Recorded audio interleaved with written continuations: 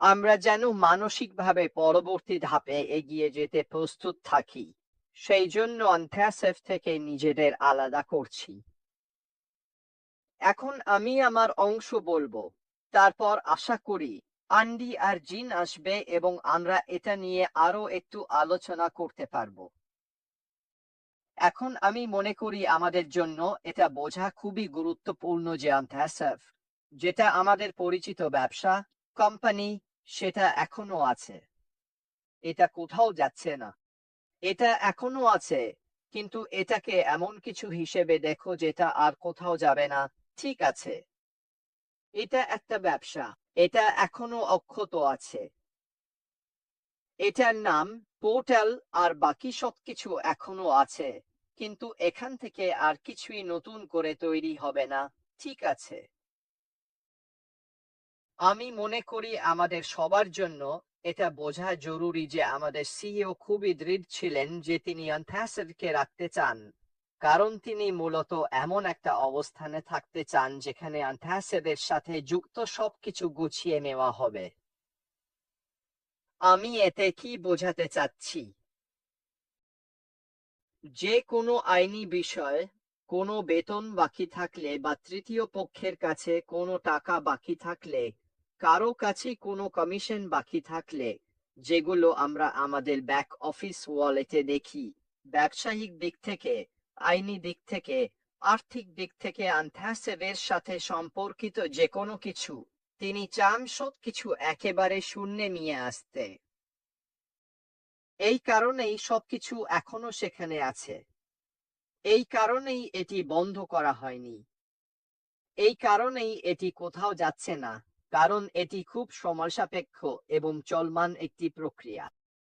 এখান থেকেই খুব সুন্দরভাবে আমি আসছি কেন তিনি গত 3টি ওয়েবিনারে, যেগুলোতে আমরা তাকে শুনেছি, এটা 3বার উল্লেখ করেছেন।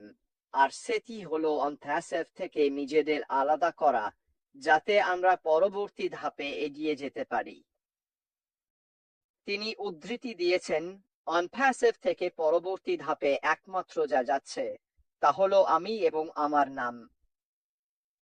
কোনো কোডিং নয়, কোনো পণ্য নয়, কোনো পরিষেবা নয়, কিছুই নয়। ঠিক আছে, এই কারণেই আমি গত 1 সপ্তাহ 10 দিন ধরে বিশেষভাবে বলছি কিভাবে আমাদের মানসিকভাবে এই পরবর্তী ধাপের জন্য প্রস্তুত হতে হবে। আমি এখনো অনেক মানুষকে দেখি যারা আমাদের সিইও 2022 এবং 2023 সালে যা বলেছিলেন সেগুলো উদ্ধৃত করছেন। আমাকে বলা হয়েছিল এটা এমনই হবে, এবং আরো অনেক কিছু। হ্যাঁ, সেটাই ছিল অনপ্যাসিভ। ওটা আসলে সেভাবেই হওয়ার কথা ছিল, কিন্তু দুর্ভাগ্যবশত আমাদের কোনো দোষ না থাকলেও সেই চাকার গাড়ি থেমে গিয়েছিল। আমরা এখন সম্পূর্ণ নতুন এবং আরো ভালো কিছুর দিকে এগিয়ে যাচ্ছি। এটা একেবারে নতুন। এর মধ্যে কি পণ্য, ডিজিটাল পণ্য এবং পরিষেবা থাকবে? হ্যাঁ, আমি তাই আশা করি। এটা কি আমাদের পরিচিত ইন্টারনেট ব্যবসা হবে? হ্যাঁ, সম্ভবত তাই হবে, কিন্তু এটা একেবারে নতুন কিছু হতে চলেছে। আর এটাই আমি অনেক মানুষকে বোঝাতে চাইছি। আর আশা করি আমরা সবাই একই পাতায় আছি। আমি যা বোঝাতে চাইছি তা হলো, যখন আমাদের সিইও আমাকে বলেন যে আমরা যেদিকে এগোচ্ছি সেটা আগের চেয়ে অনেক ভালো, তখন আমি পুরোপুরি বিশ্বাস করি। হ্যাঁ, আমার আবেগ অনপ্যাসিভের সঙ্গে জড়িত। হ্যাঁ, আমার আর্থিক বিনিয়োগও অনপ্যাসিভে রয়েছে। কিন্তু এটা আমার জন্য ঠিক আছে, কারণ আমি জানি এবং বিশ্বাস করি আমাদের সিইও তার কথার প্রতি বিশ্বস্ত, এবং তিনি সবকিছু করবেন যাতে সবকিছু ঠিকঠাক হয়। কিন্তু আমি সেটা নিয়ে ভাবছি না। আমি সামনে তাকাচ্ছি, এই পরবর্তী ধাপে আমি নিজে কি করতে পারি সেটা নিয়ে। আমি এমন কিছুতে নিজেকে সম্পৃক্ত করতে চাই যেটা আমি সত্যিই ধরতে পারি এবং ব্যবহার করতে পারি আমার আর্থিক ভবিষ্যৎ এবং আমার অনলাইন ব্যবসার উন্নতির জন্য। আমি এটাও বলব, উনি ইঙ্গিত দিয়েছেন যে নতুন ব্যবসার কমিশনযোগ্য দিকটা আগের অনপ্যাসিভের কমিশনের চেয়েও আরো ভালো হবে, যেটা আমরা আগে জানতাম।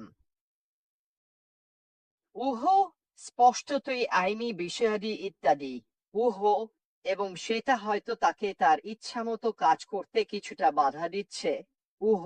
কিন্তু আবারও বলি, যদি আমরা নতুন পর্যায়ে পণ্য ও পরিষেবার বিক্রি থেকে কমিশন অর্জন করতে পারি এবং কমিশনযোগ্য দিকটা আগের অনপ্যাসিভের চেয়েও ভালো হয়, তাহলে এটা কি পরবর্তী ধাপের জন্য বিশাল ইতিবাচক কিছু নয়?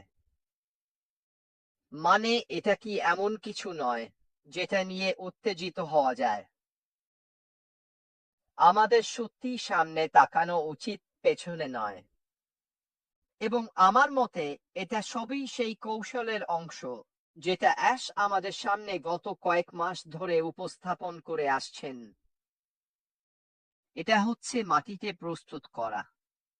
এটা হচ্ছে আবার সার দেওয়া এবং বীজ বপনের জন্য প্রস্তুত হওয়া। আপনি যেভাবেই বলুন না কেন বা যে কোনো উপমা ব্যবহার করুন না কেন, ব্যাপারটা সেটাই। সবকিছুই আসলে একটাই দিকে ইঙ্গিত করে, আর সেটা হচ্ছে আমাদের পরবর্তী ধাপের জন্য প্রস্তুত করা। তিনি সিদ্ধান্ত নিয়েছিলেন যে তিনি আমাদের কাছে আরো নিয়মিত আসতে চান যখন তিনি ফেব্রুয়ারির মাঝামাঝি শুরু করেছিলেন যখন তিনি ক্রিস এবং মাটির অনুষ্ঠানে এসেছিলেন, এবং তারপর থেকেই তিনি বলেছেন, এটাই আমি করব। স্পষ্টতই মাটি যেহেতু এই মুহূর্তে হাসপাতালে আছেন, এটা এই মুহূর্তে ব্যাপারগুলোকে অনেকটাই ধীর করে দিয়েছে, কারণ তিনি যথার্থভাবেই চান মাটি যেন এই মুহূর্তে যা ঘটছে তার একটি অবিচ্ছেদ্য অংশ হন, এবং এটা আসলে দেখায় মাটি পর্দার আড়ালে কতটা সংগঠনের কাজ করেন, ওয়েবিনার সহ আরো অনেক কিছু। তার অনুপস্থিতিতে উনি যেভাবে সব চ্যানেল একত্রিত করেন এবং আরো অনেক কিছু করেন যা আপনি জানেন না, উনি সেই মূল ব্যক্তি যিনি সবকিছু সম্ভব করে তোলেন। অ্যাশ একজন মাস্টার কৌশলী এবং বিপণন বিশেষজ্ঞ। আমি যখন প্রথম শুরু করি, যখন আমি খুঁজে দেখেছিলাম, তখন গুগলে তার সম্পর্কে আপনি যে বড় ইতিবাচক ব্যক্তি খুঁজে পেতেন, সেটাই ছিল আপনি যখন তার সম্পর্কে সার্চ করতেন। আপনি যদি সত্যি বিশ্লেষণ করেন কি হয়েছে বা কি ঘটেছে, আমরা কখনোই আসলে অনপ্যাসিভের সেই মার্কেটিং অংশে প্রবেশই করিনি। হ্যাঁ, আমরা দেখেছি বুর্জ খলিফা আলোয় আলোকিত হয়েছে। হ্যাঁ, আমরা দেখেছি দুবাই জুড়ে বিলবোর্ডে বিজ্ঞাপন ইত্যাদি। হ্যাঁ, আমরা দেখেছি বোর্ড ব্যানার স্টেশনে, বাসে এবং আরো অনেক জায়গায়। আমরা এগুলো সবই দেখেছি, কিন্তু এটা আসলে তার আসল ক্ষেত্র নয়। এটাই সে আসলে সবচেয়ে ভালো পারে না, এবং সে এই বিষয়ের উল্লেখ করেছিল যখন আমি তাকে প্রশ্ন করেছিলাম, যদি মনে থাকে, পরে প্রশ্নোত্তর পর্বে। সে সে আসলে বলেছিল যে গত ৩-৪ বছরে মার্কেটিং এর ক্ষেত্রে যেটা ছিল সঠিক পথ, সেটা এখন আর নেই। মানে আমরা তিনজন এখানে এবং তোমাদের মধ্যে অনেকেই যারা আগে কখনো মার্কেটিং করেছেন, তারা জানেন এবং বোঝেন যে আমরা এখন অনেক দূর এগিয়ে গেছি। আর যদি কেউ আগের মতো মার্কেটিং করার চেষ্টা করেন, তাহলে সেটা এখন আর কাজ করবে না। একটা উদাহরণ দিলে, email marketing, funnel, paper click, এইসব জিনিস যদি এখন বাজারে গিয়ে এগুলো করতে চাও, তাহলে তুমি একেবারে ডুবে যাবে। মনে আছে আগে পত্রিকা বা ম্যাগাজিনে বিজ্ঞাপন দিতাম, এইসব ব্যাপারগুলো, ঠিক তো? এখন যদি তুমি এটা করতে যাও, তাহলে বরং টাকাটা ডাস্টবিনে ফেলে দাও, কারণ এতে কোনো মার্কেটিং, কোনো লিডই আসবে না। তাহলে এখন আমরা কোথায় যাব? আর আশ খুব ভালোভাবে ব্যাখ্যা করেছে কিভাবে এআই তার কাজে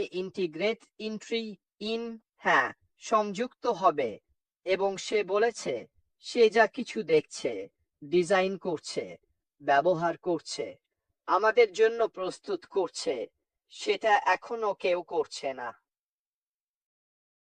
এখন সে একটা কথা বলেছে, তুমি অনলাইনে যাই করো না কেন, সেটা কোনো ব্যাপার না। যদি তোমার অনলাইন উপস্থিতি থাকে, তাহলে সবাই মার্কেটিং চায়।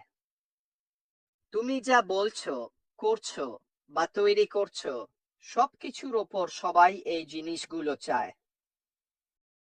কেউ কখনো বলবে না, আমি আর কেউ আমাকে দেখতে চাই না, আমি আর বিক্রি চাই না, আমি চাই না কেউ এটা দেখুক, আমি আর ক্লিক চাই না। কেউ কোনোদিন এটা বলবে না। সবাই আরো বেশি চায়। একজন প্রেসিডেন্ট থেকে শুরু করে তোমার দিদিমা যিনি কেক বানাচ্ছেন, সবাই। ঠিক আছে, সবাই চায় আরো বেশি মানুষ তাদের কাজ দেখুক। আর যদি তোমার কাছে একদম নতুন কোনো সিস্টেম থাকে, মার্কেটিং সিস্টেম, যেটা আগে কখনো ব্যবহার হয়নি, একদম নতুন, এটা এআই, আর এটা বিশেষভাবে এই সব টার্মিনোলজি গুলোকে টার্গেট করে, তাহলে তুমি এটা যে কোনো পণ্যের চেয়ে অনেক বেশি দামি যেটা তুমি কখনো তৈরি করবে। কেন? কারণ মানুষ সেই সিস্টেমটা কিনবে, কারণ তখন তারা তাদের ইচ্ছেমতো জিনিস মার্কেট করতে পারবে, যাতে আরো বেশি মানুষ সেটা দেখতে পায়। আর যদি আমরা এই পরবর্তী ধাপের অংশ হই, যেখানে এটা আমাদের কাছে যুক্ত হবে এবং আমরা এটা কিনতে পারবো, চাইলেই আবার বিক্রি করতে পারবো বা নিজের কাজে লাগাতে পারবো, ভাবো তো সেটা আমাদের জন্য কি করতে পারে, বন্ধুরা। মানে এটা এটা নিয়ে একটু ভাবতে শুরু করো। এটা শুধু এটুকুই, কোনো পণ্য ছাড়াই, ঠিক তো? নতুন কোনো অকানেক্ট ভিডিও কনফারেন্সিং ছাড়াই, যাই হোক না কেন, অন্য কোনো সার্ভিস ছাড়াই, অন্য কোনো ফিজিক্যাল পণ্য ছাড়াই, আর কিছু ছাড়াই, শুধু এই ছোট্ট ব্যাপারটাই সবকিছু একেবারে উল্টে দিতে পারে। আবার তোমার কাছে ফিরছি। এখন আমরা যখন থেমেছিলাম, তখন কি এটা অবাক করার মতো নয় যে অন্য সব মানুষ, অন্য সব প্ল্যাটফর্ম ইত্যাদি, সবাই ঠিক সেই জিনিসটাই পেয়েছে, যেটা উনি বলেছিলেন আমাদের থাকবে। এখন এটা আবার ফিরে আসে অ্যান্ডি যা বলেছিল তার কথায়, আমরা সব সময় সময়ের থেকে এগিয়ে থাকব। সে এই বিষয়গুলো নিয়ে কথা বলেছিল অনেক আগেই, যখন কেউ এসব নিয়ে ভাবেনি পর্যন্ত। আমরা আমাদের জিনিসে এগুলো ইন্টিগ্রেট করছিলাম, কিন্তু এমন কিছু ঘটনা ঘটলো যেগুলো আমরা এড়াতে পারিনি, আর তারপর আমাদের থামতে হওয়ায়, দেখো 6 মাস বা 1 বছর পরেই আমাদের প্রতিযোগীরা এগুলো তাদের ব্যবহৃত জিনিসে ইন্টিগ্রেট করে ফেলেছে। কেন? এটা কি কাকতালীয়? আমার তো তা মনে হয় না। আমার মনে হয় হয়তো ক্যাম্পে গুপ্তচর ছিল, মানুষ আমাদের সম্পর্কে জানতো এবং তারা ভেবেছে এটা দারুণ একটা আইডিয়া। তুমি কি মনে করো না, আমাদের মধ্যে যে মাস্টার মাইন্ড আছে, যাকে আমরা আশমুফারে বলে ডাকি, সে আমাদের পরবর্তী ধাপেও এগিয়ে রাখবে, আমরা যাই করি না কেন? তুমি কি মনে করো না, সে এখন যা ভাবছে, সেটা অনেক আগেই অন্য কেউ ভাবতে পারেনি? এটা সত্যিই রোমাঞ্চকর। যদি এটাই সামনের দিনে আমাদের অবস্থা হয় এবং আমরা প্রমাণ পাই যে উনি যা বলেছিলেন তা অন্য ব্যবসা, পণ্য ও পরিষেবায় বাস্তবায়িত হয়েছে, তাহলে তিনি অবশ্যই সঠিক পথে ছিলেন, তাই না? তিনি একদম সঠিক বিষয়গুলো নিয়ে কথা বলছিলেন, কারণ আমরা সেটা অন্য প্ল্যাটফর্মেও দেখতে পাচ্ছি, এমনকি এই প্ল্যাটফর্মেও যেখানে আমরা এখন আছি।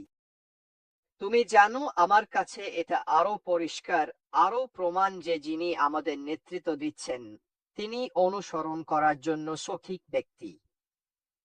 ফিরছি অ্যান্ডি।